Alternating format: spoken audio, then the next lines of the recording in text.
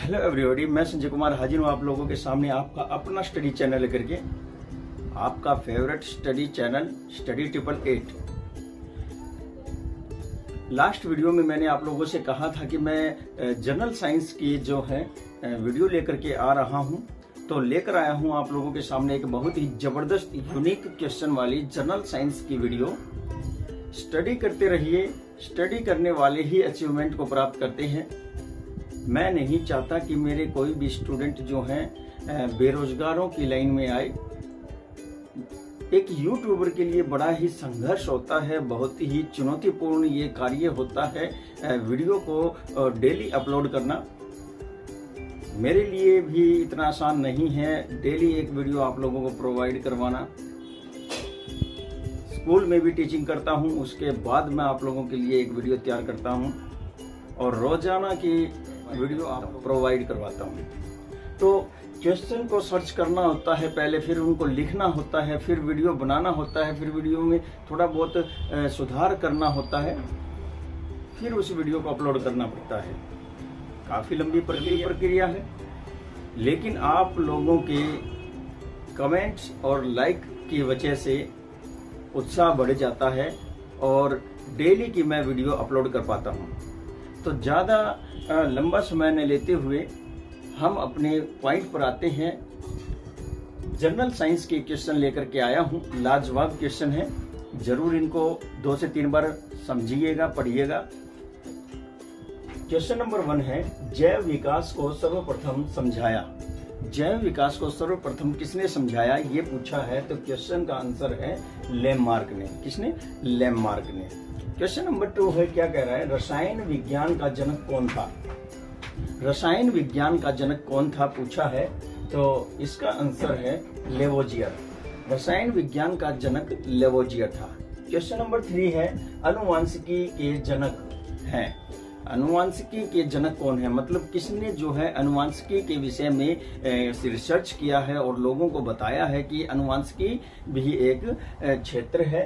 तो अनुवांशिकी के जनक जो है चार्ल्स डार्विन है। कौन है? Charles Darwin. क्वेश्चन नंबर 4 है, रक्त का अध्ययन क्या कहलाता है। हमारे शरीर में जो रक्त दौड़ता है उस रक्त का अध्ययन किया जाता है, उस पर रिसर्च की जाती है, तो उसका अध्ययन क्या कहलाता है? हेमाटोलॉजी। हेमाटोलॉजी कहलाता है रक्त का अध्ययन। है ना गजब के क्वेश्चन, और ऐसे क्वेश्चन कंपटीशन एग्जाम में जरूर आते हैं।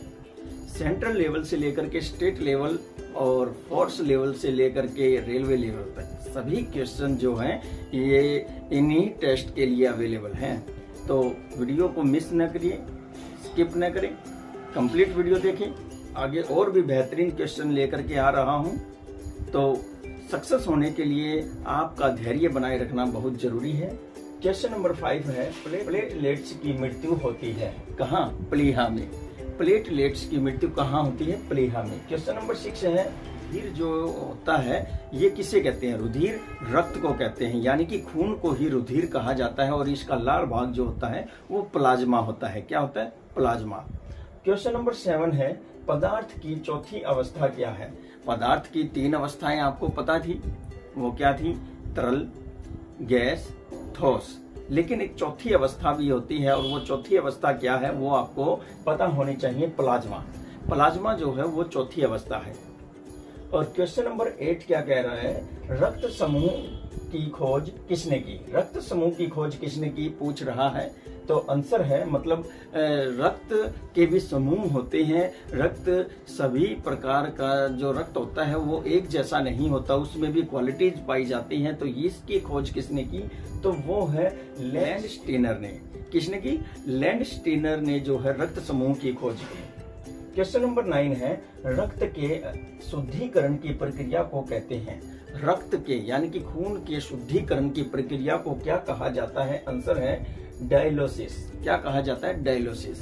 डायलिसिस की प्रक्रिया के माध्यम से रक्त को शुद्ध किया जाता है और ये ज़्यादातर प्रॉब्लम बुजुर्गों में आती है। डायलिसिस एक बहुत ही महंगी प्रक्रिया है और हमारी गवर्नमेंट ने जो है इसके लिए काफ़ी अस्पतालों में जो है फ्री में इसकी सुविधा की है। और अभी न्यूज़ में भी देखा था कि दिल्ली में सिख समुदाय के द्वारा एक बहुत ही अच्छा कार्य किया गया है। डायलिसिस जो लैब है वो स्थापित की गई है, उसमें बिल्कुल फ्री डायलिसिस करवाई जाती है। तो देखिए क्वेश्चन नंबर 10। क्वेश्चन नंबर 10 क्या कह रहा है? विक का भार होता है।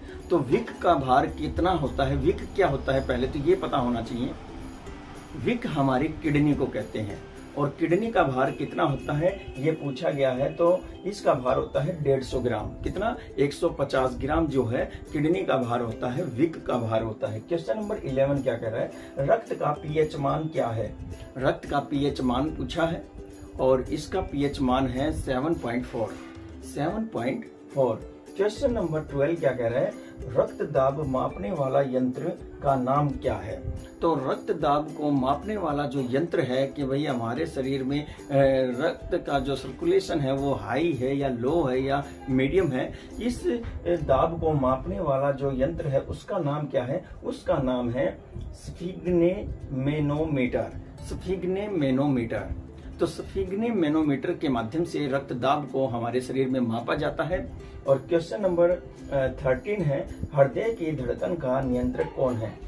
हमारे शरीर में जो हृदय धड़कता है उसकी हृदय की जो धड़कन है उसको नियंत्रण करने का कार्य कौन करता है? तो वो करता है पेसमेकर।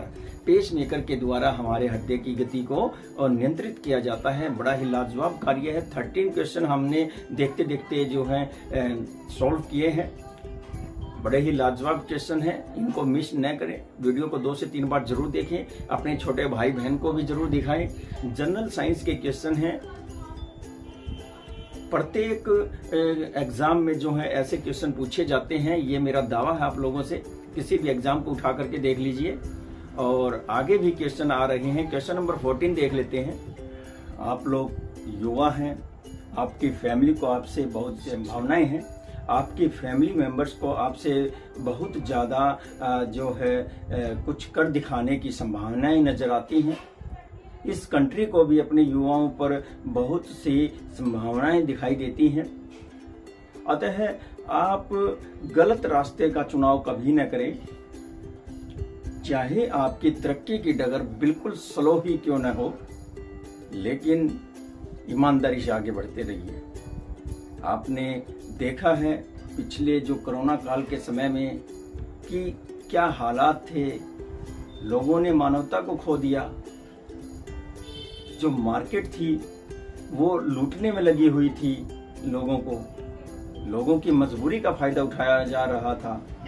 तो क्या ये मानवता है? हम 21वीं सदी के मानव का ये कार्य क्या ये उचित है? तो ये सोचने वाली बात है। तो आप लोगों को सक्सेस प्राप्त करने के लिए कठिन परिश्रम ही करना पड़ेगा और कठिन परिश्रम के माध्यम से ही आप लोग सक्सेस हो सकते हैं। कभी भी शॉर्टकट के चक्कर में न पड़े। शॉर्टकट के चक्कर में पड़ने वाले लोग अक्सर यूं ही अपने पैसे वापस प्राप्त करने के लिए चक्कर लगाते हुए देखे गए हैं या उनके झगड़े होते हुए देखे गए हैं। ऐसी नौबत न आने दें और मेहनत के दम पर कामयाब हों।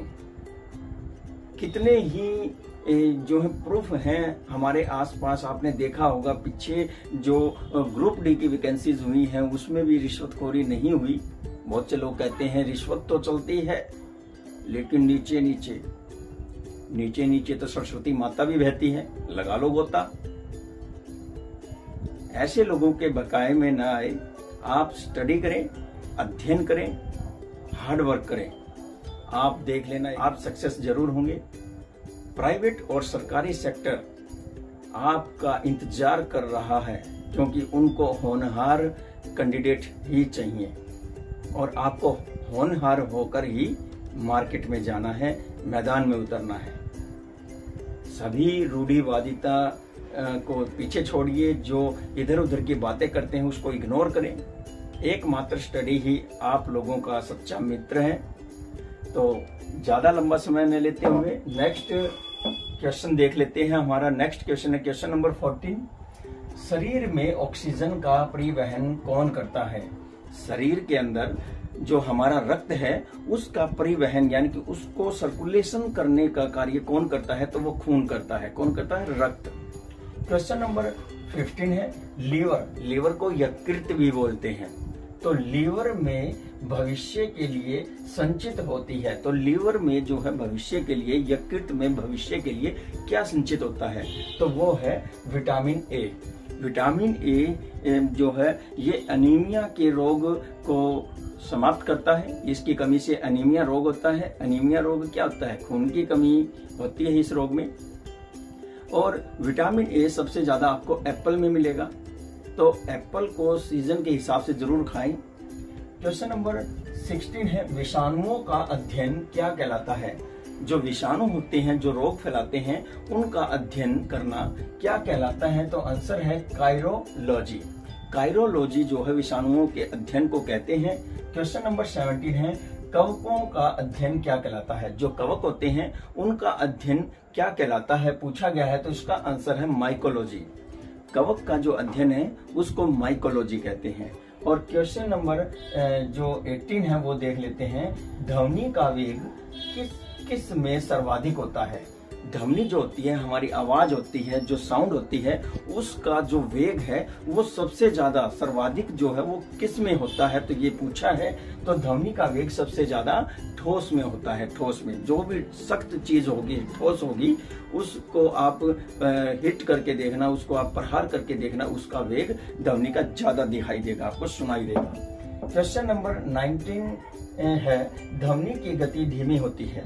तो ये तो था ध्वनि का वेग सबसे ज्यादा किस में होता है। अब पूछा है कि ध्वनि का जो वेग है, जो गति है, वो सबसे ज्यादा धीमी किस में होती है? तो वो हवा में होती है। किस में होती है? हवा में, वायु में। क्वेश्चन नंबर 20 क्या कह रहा है? पिट्यूटरी ग्रंथि पाई जाती है। जो पिट्यूटरी ग्रंथि है ना, ये एक ऐसी ग्रंथि है जो मास्टर का कार्य करती है। इसको मास्टर ग्रंथि भी कहते हैं और इसका एक और तीसरा नाम है और इसको पीयूष ग्रंथि भी कहते हैं। तो पिट्यूटरी जो ग्रंथि है ये मस्तिष्क में पाई जाती है। कहाँ पाई जाती है? मस्तिष्क में, यानी कि हमारे सिर में। क्वेश्चन नंबर 21 मास्टर ग्रंथि किसे कहते हैं? आ गया क्वेश्चन। मास्टर ग्रंथि किसे कहते हैं? पिट्यूटरी। पिट्यूटरी ग्रंथि को ही मास्टर ग्रंथि कहते हैं और इसका तीसरा नाम मैंने बताया था, क्या है? बताइए क्या नाम है? यस, पीयूष ग्रंथि। पीयूष ग्रंथि इसका तीसरा नाम है। क्वेश्चन नंबर 22 क्या कह रहा है? शरीर की सबसे छोटी ग्रंथि क्या है? तो शरीर में सबसे छोटी जो ग्रंथि पाई जाती है उसका नाम क्या है? उसका नाम भी यही है, पीयूष ग्रंथि, यानी कि पिट्यूटरी ग्रंथि, और इसको मास्टर ग्रंथि भी कहते हैं। क्वेश्चन नंबर 23 क्या कह रहा है? प्रोटीन का पाचन होता है। प्रोटीन का पाचन किस में होता है? तो देखिए क्वेश्चन में बताया गया है हमारे शरीर में दो आंत होती है, एक छोटी होती है, एक बड़ी होती है। छोटी की जो लंबाई है वो 1.5 सेंटीमीटर होती है और बड़ी की लंबाई जो है वो 7.5 सेंटीमीटर होती है। ये जो छोटी आंत होती है इसके अंदर ही प्रोटीन का पाचन होता है। क्वेश्चन नंबर 24 क्या कह रहा है? लार में पाया जाने वाला एंजाइम क्या है? जो लार होती है ना, लार जो हमारे मुंह में बनती है जिसे हम राल बोलते हैं, इस लार में जो एंजाइम पाया जाता है उसका नाम क्या है? तो उसका नाम है टाइलिन। क्या नाम है? टाइलिन। ये हमारे भोज्य पदार्थ के साथ मिलकर के उसके पाचन में सहायक होता है। Question number 25। क्वेश्चन नंबर 25 क्या कह रहा है? भोजन पचाने में सहायक होता है। जो भोजन हम खाते हैं उसको पचाने में हमारे शरीर में कौन मदद करता है? तो एंजाइम मदद करते हैं। कौन? एंजाइम। और आज की वीडियो का लास्ट क्वेश्चन है, 26 नंबर क्वेश्चन है।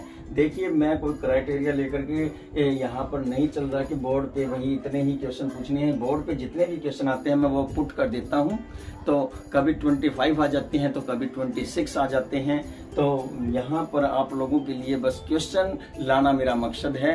कितने आते हैं वो बाद की बात है। जितने भी क्वेश्चन यहाँ लिखे जा सकते हैं उनको हम लिख करके आगे बढ़ जाते हैं। तो देखिए लास्ट क्वेश्चन क्या है? क्वेश्चन नंबर 26 है, एंजाइम की रचना होती है। तो एंजाइम की रचना जो होती है वो किससे होती है? तो एंजाइम की रचना जो है वो अमीनो अम्ल से होती है। किससे? अमीनो अम्ल से एंजाइम की रचना होती है। तो ये थे आप लोगों के 1 से लेकर के 26 क्वेश्चन जनरल साइंस के क्वेश्चन हैं। सारे के सारे क्वेश्चन जो है कंपटीशन एग्जाम में पूछे जाने वाले क्वेश्चन हैं। आप किसी भी क्वेश्चन को जो है छोड़िएगा नहीं, ये मेरा दावा है आप लोगों से। ये क्वेश्चन आपको किसी ना किसी एग्जाम में जरूर देखने को मिलेंगे। और आपको देखिए, एक क्वेश्चन के माध्यम से भी जो है मेरिट में अप डाउन हो जाता है, पॉइंट से ही लाखों में जो है डिफरेंस आ जाता है। तो 1 मार्क्स तो बहुत बड़ी बात है, इससे आप सिलेक्ट भी हो सकते हैं और अगर आप इन क्वेश्चन को ड्रॉप करेंगे तो आप डिस्क्वालीफाई भी हो सकते हैं। तो आप ऐसा हरगिज न करें, मेहनत करें, एक एक क्वेश्चन को अच्छे से याद करें, वीडियो को 2 से 3 बार देखें। अगर आपको मेरी मेहनत और ये वीडियो अच्छी लगी हो तो लाइक कमेंट शेयर जरूर करिएगा। और अगर आप इस चैनल पर नए हैं तो इस चैनल को सब्सक्राइब जरूर करें। ये सब्सक्राइब करने से आपको मेरे द्वारा डाली गई प्रत्येक वीडियो का नोटिफिकेशन आपको मिलेगा। बेल आइकन को जरूर दबाएं। और वीडियो जो है मैं डेली अपलोड करता हूं, या कभी कभी बीच में गैप हो भी सकता है या 2 दिन का। तो आप वीडियो देखते रहें, आगे बढ़ते रहें और आपका जो कमेंट है, आपकी जो राय है, जो मशवरा है, वो आप मुझे देते रहें। इसी के साथ मुझे दीजिए इजाजत। नमस्कार, मैं संजय कुमार और नई वीडियो के साथ आपके सामने हाजिर हो जाऊंगा। जय हिंद। हेलो एवरीबॉडी, मैं संजय कुमार हाजिर हूँ आप सबके सामने, आपका अपना स्टडी चैनल लेकर के स्टडी 888। देखिए, आप लोग बहुत ही समझदारी से पढ़ रहे हैं, इसको जान करके मैं बहुत ही हर्षित हूँ, बहुत ही खुश हूँ। और आपके कमेंट से मुझे बहुत ही ज्यादा जो है प्रभावशाली वीडियो बनाने का उद्देश्य प्राप्त होता है। हमारे बहुत से स्टूडेंट्स की डिमांड रही है कि सर हरियाणा जीके की वीडियो बनाइए, हरियाणा जीके अपलोड कीजिए। तो सीईटी मेंस की अभी एग्जाम डेट नहीं आई है और मैं एनसीईआरटी की भी बुक कवर करवा रहा हूँ, हरियाणा जीके भी कवर करवा रहा हूँ और नेशनल जीके भी, करंट अफेयर भी, बहुत सी जो है वीडियो अपलोड कर रहा हूँ। आप टेंशन न लीजिए, हरियाणा जीके भी मैं बीच बीच में अपलोड कर रहा हूं। और जैसे जैसे एग्जाम नजदीक आते जाएंगे फिर हमारा पूरा फोकस रहेगा हरियाणा जीके, नेशनल जीके पर। तो देखिए, इसी के साथ ही बहुत ही अच्छे क्वेश्चन वाली एक वीडियो लेकर के आया हूं मैं आप लोगों के लिए। हरियाणा के क्वेश्चन है, हरियाणा से संबंधित ही बहुत ही जबरदस्त ये क्वेश्चन लेकर के आया हूं। आपको जरूर मेरी तरफ से आश्वासन है कि इस वीडियो से आपको बहुत ही ज्यादा बेनिफिट होने वाला है। तो इस तरह से आप अपनी स्टडी को आगे बढ़ाते रहिए कि आप बोर भी ना हो। कभी ये वीडियो देखिए, कभी वो वीडियो देखिए, कभी वो वीडियो देखिए। इस तरह से आप बदल बदल करके वीडियो को देखा करें और आप अपना जो है जीके लेवल भी आगे बढ़ाते रहें। तो देखिए, हम इस बार मैं लेकर आया हूँ हरियाणा जीके के कुछ इंपॉर्टेंट क्वेश्चन लेकर के आया हूँ। देखिए, यहाँ पर बताया है, पहला प्रश्न क्या है, रॉक गार्डन किसने बनाया था? रॉक गार्डन पहले तो ये बताइए है कहाँ? चंडीगढ़ में है। चंडीगढ़ शहर बनाना किसका सपना था? जवाहरलाल नेहरू जी का एक सपना था कि एक बहुत ही सुंदर शहर हो, और वो सपना चंडीगढ़ शहर जवाहरलाल नेहरू जी के द्वारा देखा गया था। और 1952 में यह चंडीगढ़ शहर स्थापित हुआ था। और इस चंडीगढ़ शहर का स्ट्रक्चर जो बनाया गया था ली कॉर्बूजियर के द्वारा बनाया गया था। ये फ्रांस के आर्किटेक्चर थे। देखिए, रॉक गार्डन किसने बनाया था? तो 1957 में टेकचंद ने बनाया था। 1957 में 1957 में टेकचंद के द्वारा जो है रॉक गार्डन बनाया गया। क्वेश्चन नंबर 2 है, सुखना लेक का निर्माता कौन है? सुखना लेक का निर्माता है ली कॉर्बूजियर। ली कॉर्बूजियर ने सुखना लेक को बनाया था और ये कब बनाया था? 1958 में, 1958 में। क्वेश्चन नंबर 3 है, सरकार ने रॉक गार्डन का अधिग्रहण कब किया? सरकार ने रॉक गार्डन का अधिग्रहण किया था, कब किया था? तो ये 1976 में किया था। 1976 में सरकार ने देखा कि ये लेक बहुत ही ज्यादा लोकप्रिय होती जा रही है, तो इसका अधिग्रहण कर लिया था सरकार ने। क्वेश्चन नंबर 4 है, हर्षवर्धन ने कन्नौज पर अधिकार कब किया? हर्षवर्धन ने कन्नौज पर अधिकार किया था 641 ईस्वी में। 641 641 एडी में जो है हर्षवर्धन ने कन्नौज पर अधिकार कर लिया था। और क्वेश्चन नंबर 5 है, महमूद गजनवी ने थानेसर पर हमला कब किया था? महमूद गजनवी ने थानेसर पर हमला किया था। कब किया था? 1014 ईस्वी में। 1014 ईस्वी में थानेसर, कुरुक्षेत्र के थानेसर में यह हमला हुआ था। और हर्षवर्धन की राजधानी जो है, एक पहली राजधानी हर्षवर्धन की थानेसर है। क्वेश्चन नंबर 6 है 1540 ईस्वी में हुमायूं से हरियाणा छीना था। 1540 में हुमायूं मुगल बादशाह हुए हैं और ये पूरे जो है हरियाणा क्षेत्र पर राज करते थे। दिल्ली पर और आगरा क्षेत्र पर इनका राज था।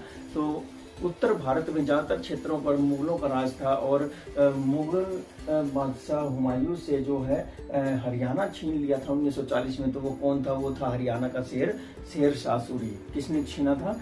शेर शाह सूरी ने। क्वेश्चन नंबर 7 है हिसार में कांग्रेस की पहली शाखा शुरू हुई।